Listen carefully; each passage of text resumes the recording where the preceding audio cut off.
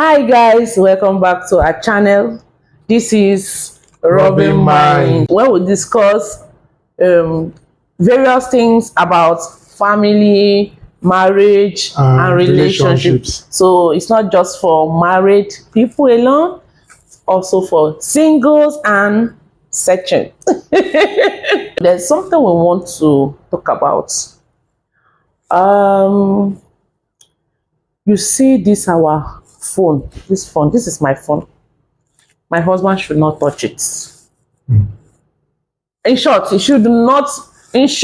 shouldn't know my password. And if it rings, should leave it for me. Should not pick it. Now I have a question for you. I have said my phone is my property. In short, you dare not touch it except I permit you. Is there an extent to this? Is there an extent I can go to? Is that okay, or there should be a limit to this? It depends. People have different schools of thought, but I think that this whole thing boils down to the dating time. What were they doing during dating? It is what they were doing during dating that they will continue to do in marriage.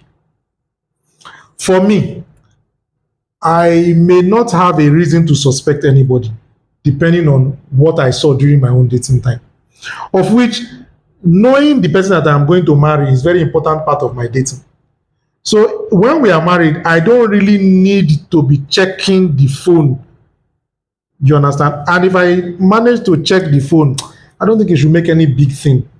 So I don't think there's anything big thing about checking the phone or not checking the phone, once we are married. But it all boils down to what were we doing while we're dating. While dating, were we checking our phones? If we were not checking our phones, then we cannot start checking phones when we get married. If we're checking our phones when we're married and suddenly it now changes, you cannot allow me to check your phone, then I begin to suspect that there's foul play. There's something in that phone which I must see. So you were talking about the people involved supposed to have known themselves before marriage, that it is the life they were living before marriage is what they will still continue into the marriage. Now, just be specific. My phone is my phone. It is my phone. You dare not touch it. Whether in a relationship, let's assume now we're in a relationship and this is my phone. You cannot touch it. It has a password and I am the only one who knows the password. Is it okay? Is there an extent to that? You see, like I said in my first response, and it's still an extension of that same question. See, when people are dating, whatever they do while they are dating is what they will do when they are married. Let me shock you that some people, when they are dating, they don't even discuss issues like how will we spend our money. Some people, when they are dating, they don't even know the past life of their spouse. If you had told him and he says, no, you're a useless woman, so I won't marry, it is even better that you end the marriage before you marry the person while you were dating. So I think when people are dating, they should know everything about each other, even if the information you give may end up destroying the dating. Your answer is on past secret relationship. That is not what I am talking about. Don't forget that phones are not just for testing essays, communicating with crushes, and hanging out with hookups. And that is not the only thing I'm talking about. I have my phone. You have your phone. Okay, let me shift the scenario to your side. You have a phone, and this phone that you have, you are the only one who can open it. You are the only one who can open it. If the phone rings, nobody picks it. You will be the one to pick it. If there is a text message, nobody touches your phone. In short, to even use your phone to take picture is a wahala. So don't you think there should be an extent to this? Yes, I agree with you now that. Do you understand now? It is just too much for you to put so many restrictions on something like a phone. In my opinion, these things are what two of us should be able to communicate with. is it the transaction that in the phone that the woman is hiding or the man is hiding? In my opinion, I think that you should be able to at least use the phone to take pictures. You should be able to hold the phone and go through the phone. What's there in locking a phone and your spouse not having the password? There are people who had accidents in the hospital and they go to the hospital, they want to withdraw money from their ATM to treat them, only to find out that the wife doesn't even have access to the man's money. And that raises a lot of issues. So in my opinion, I think that is just too much. Your spouse should have access to your phone, you should have access to your security details, should even have access to your account details as well, your ATM pins and the rest of them. I may be wrong, but that's what I think. So once you are married, I think you should have access to your spouse's phone and your spouse's information, your spouse's important details. Because anything can happen, nobody knows tomorrow. Okay, so now this will bring me to a question I actually have in mind to also ask you. To what extent should you keep secrets or details away from your spouse? Okay, you have a past relationship. Is it something to, you think it should be hidden from your wife?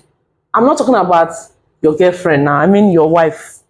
You have a past relationship. You had a sweet, nice past relationship. Is it something you should keep away from your wife? To what extent should you keep secrets? It depends. For me, I think that you should be able to tell your spouse that you had a relationship. But rubbing it in all the time that the relationship was a very sweet one. No. I just use the word, not, I didn't mean it. I think you should tell your spouse you've had so and so relationship. But some people will say, But don't tell him or don't tell her. No, because it will lead to see finish. No, I think some people. Or haven't you heard that? I think some people are just unnecessarily secretive, and those secretive ones, it will disturb the family. In the sense that there are some information you may not need to give to your spouse, possibly because the time is not right. For instance, a spouse is sick and the person knows that, oh, if I disclose this thing to this person, the person may end up collapsing and dying. For that one, keep the secret first. After, when the time is right, tell the spouse. But there are some things that you know that these things are my past life. I'm not going back to this thing. I think you should tell your spouse, because you don't know tomorrow. Somebody can come up with anything tomorrow. And by the time you start explaining to your spouse 8 years down the line, he starts saying, why are you telling me now? Why did you tell me earlier on? I don't know this guy. It means there were some things that you did not tell me. So it can lead to distrust, in my opinion. So I think if you have somebody that you are open enough to sleep in the same bedroom with, lie down under the same roof with, and allow the person cook your food and you can eat the person's food, I think some piece of information should be offered. Your past life, details of transactions, account details. For some reasons, anything can happen, and you need your spouse to be aware of all these things. I also think that you should be relaxed a bit. Allow your spouse to have details of your phones, your accounts, and your past histories. History, sexual history, relationship history, any history you know that is already of the past. Yeah. Rather than letting your man or your woman to finding out themselves, it doesn't, most times it doesn't end well. So I will advise that you share your past, you share your spins, you share your secret codes, because I always maintain that marriage is for matured mind. Two matured adults who have agreed to come together and build a relationship. So if that is same reason as yours or same definition as yours, I see no reason why anything should be hidden. After all, one of the spiritual books says, and both of them were naked and they were not ashamed. So let me show you this trending video. Okay. You will need to watch it. Okay, let me see the video. Don't marry a man whose phone you cannot touch. It's in the kitchen. His phone is in the sitting room with you. The phone rang. He dashed out like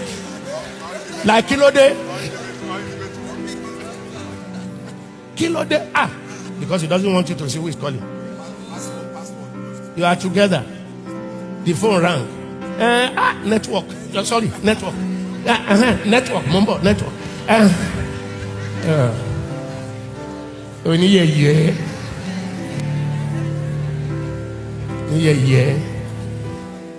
Double dating. You caught him. You caught her. He's pleading. Never accept that pleading. It won't change. Are you hearing me? Over 90% of marriages are not happy because people don't know these things. Now you have watched this video of Pastor Femi Emmanuel when he was talking about men. Why men? You're in the bathroom. But it's not only men, it also happens to women also. Even to the extent that even they're in the bathroom, you cannot even pick their call. And if they want to hide, they want to conceal the whole thing. Hello, I cannot hear you. That is so funny. So, you see, it's men. I think it's a man's problem. No, I think women also. Now, he has gone ahead now to advise our singles and pringles and searching that they should not marry such a man. So, I think with this, we cannot agree with you that from a relationship, you should be able to iron out whatever thing you want to see in your marriage. So you don't expect what wasn't existing before marriage to all of a sudden start existing. Because if a man is not open to you throughout the time of your courtship or dating or whatever name you will give it, don't expect that man to all of a sudden start opening to you in marriage. That is, I think, to a larger extent, that is true. But there's something he said which I do not really agree about.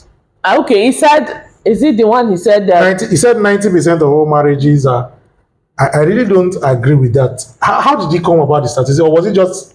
So okay, let's do. Maybe we should leave it to the people to comment. Are you happy in your marriage? Definitely, I am. No, but when he said, so let's start by us now. Let's start by asking ourselves. Let's take a statistic. Let's start by asking ourselves, are you happy in your marriage? Yes, I just said yes. Okay, let's ask other people. Let's hear from let them. us hear your ideas in your marriage.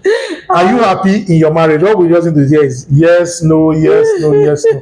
And if you say no, let us hear why. If you say yes, let us also know why. Till we come again next time. See you in our next video. Bye.